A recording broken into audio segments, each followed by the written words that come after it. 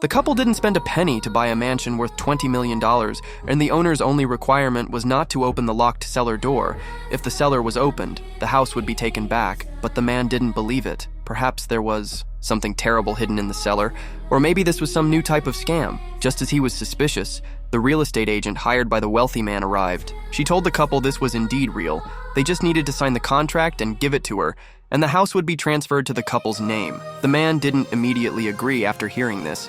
Instead, he pulled his wife aside, cautious. Jack had some concerns. He didn't believe in such good fortune without effort, and worried he would have to pay a price for it. Lisa had been completely captivated by the mansion. She pointed out that if they bought another house, not only would renovations cost a lot of money, but they would also need to wait until construction was finished before moving in. But this mansion was ready for immediate occupancy without extra expenses, even if it was a trap. She was willing to fall into it. Besides, the owner Henry was a wealthy tycoon.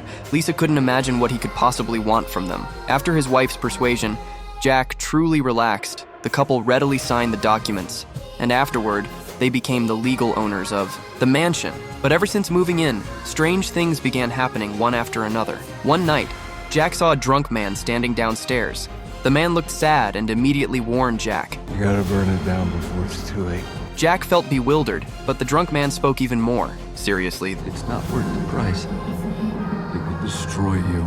then turned and left. Although Jack thought about the cellar that couldn't be opened, he didn't have time to consider these things because today was his housewarming party, and many relatives and friends were waiting for him to host. However, a second strange incident also occurred. A blonde beauty arrived uninvited. She told Lisa she was Jack's colleague and presented jasmine flowers to congratulate them on their new home. Jack immediately became nervous because Mary and he had an inappropriate relationship. Fortunately, his wife knew nothing about it. After dinner, the two of them snuck into the kitchen and arranged to meet again for their next sweet battle. But the next day when Jack went to work, he discovered that Mary had reported him to their supervisor for sexual harassment. Jack was suspended as a result.